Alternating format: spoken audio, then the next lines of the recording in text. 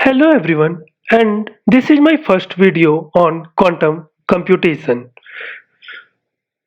By the name of the channel itself, you might have understand that we will be discussing about quantum and various research which is going on quantum area. So before studying about quantum, let's understand about the classical computation. When we understand about the classical, then only we will know that how quantum is slightly different from the classical approach. So first thing, before going further, let us look at the difference between classical and the quantum method. So in the case of classical method, we have fundamental unit as bit, which you have already learned if you have learned about digital electronics.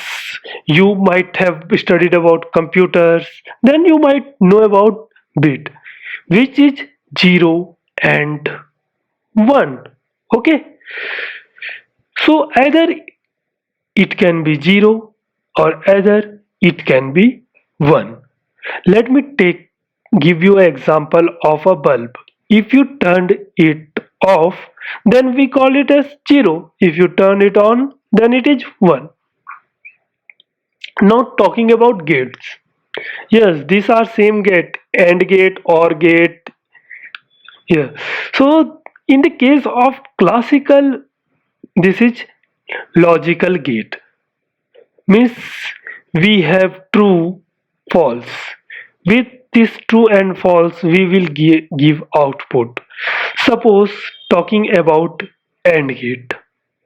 Here one thing is true, another is false. The net will be false. Okay. But in the case of unitary gate, it is slightly different. Slightly different in the sense, suppose we are talking about C naught gate. Okay, if we give a bit 0, we get 1. You might be looking at this representation, but don't worry, I will explain in detail about these notations and everything. But for now, see that it is just reversing. C naught means it is C naught full form is controlled NOT gate. So it is reversing from 0 to state 1. Okay, and it is reversible means we can reverse it if we feed one state and then we will get 0. But is it possible in the classical case? I don't think so. Because if we feed false, we cannot assume that both can be, one can be true and one can be false. There is a chance, heavy chance that both are false and we are getting false here. It is another chance also that this can be false, this can be true. Okay, so it is sometime reversible, but some sometime irreversible. Here in the case it is irreversible, but in the case of quantum it is always reversible. Now talking about algebra, what algebra is used here. In the case of classical we use Boolean algebra, means true or false, 0 or 1. But in the case of quantum, we use linear algebra.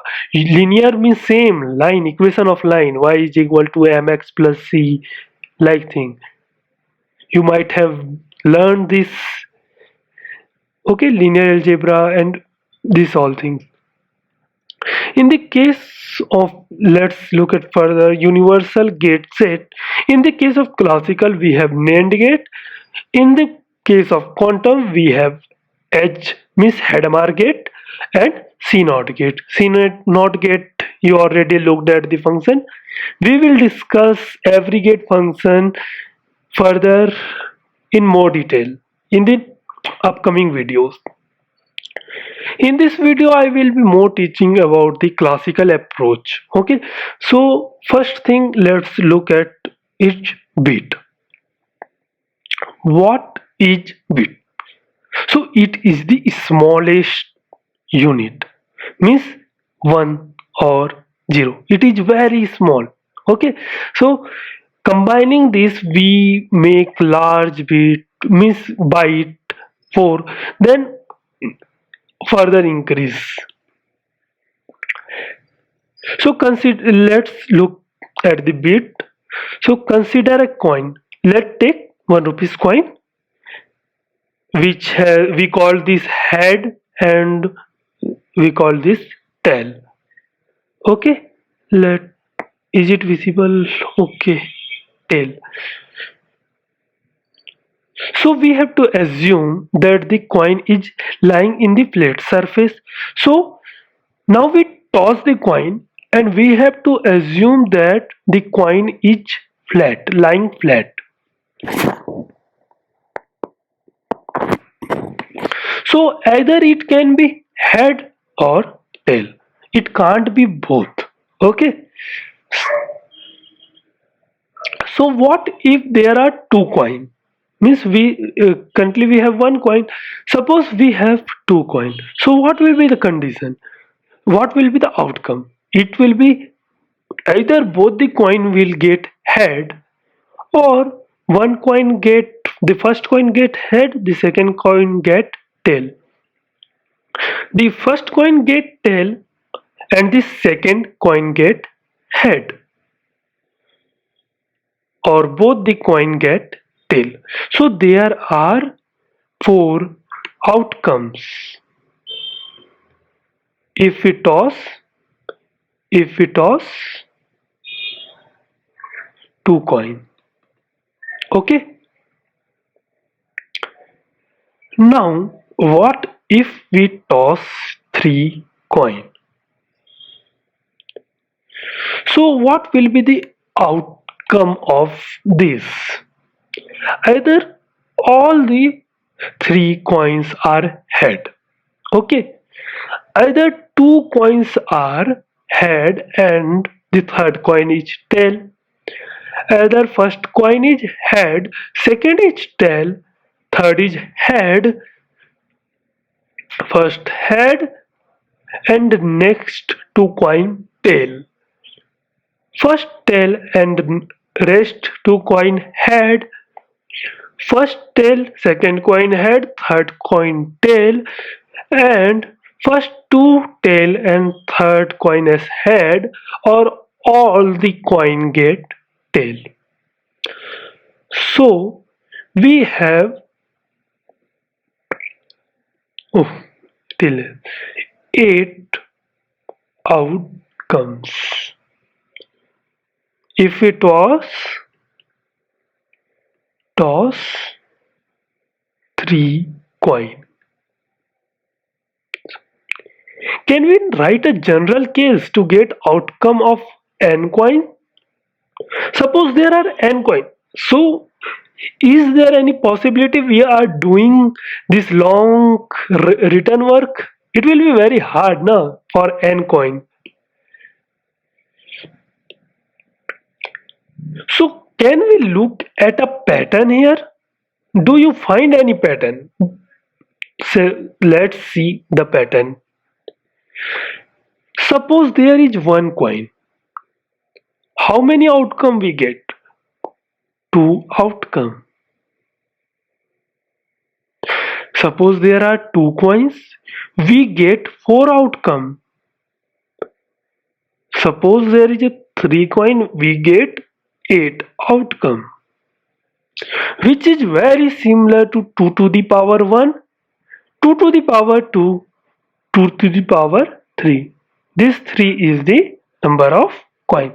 So suppose if we want to get n coins, outcome of n coin, so there will be 2 to the power n. So let n to be 4. So how much coin, means how much outcome there will be? 2 into 2, which is 16.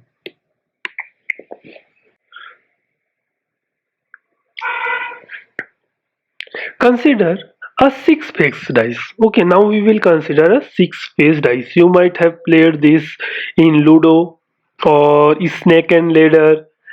And suppose we are using one dice and we roll that dice, what we will get? Either we will get one or two or three or four or five or six. We can't get two at a time. Okay. So how many outcomes are there if we roll the dice? So either we will get one, two, three, four, five, or six. So there are six outcomes. Okay, but like the case we mentioned above, if there are two dice rolled at a time, so what will be the condition there?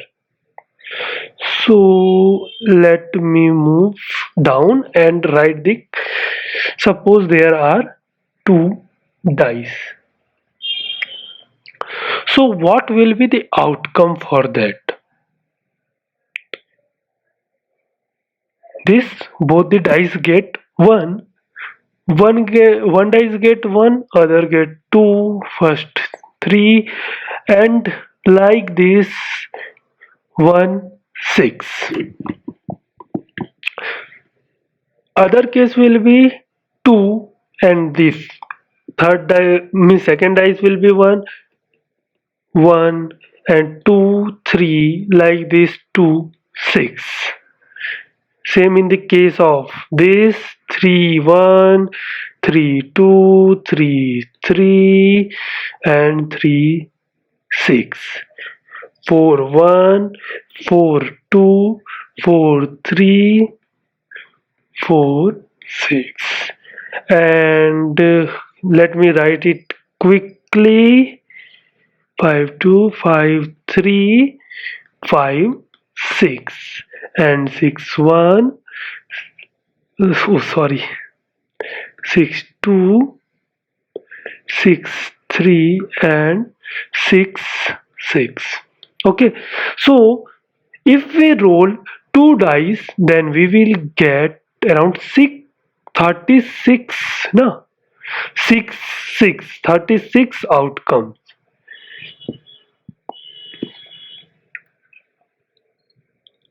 36 outcome.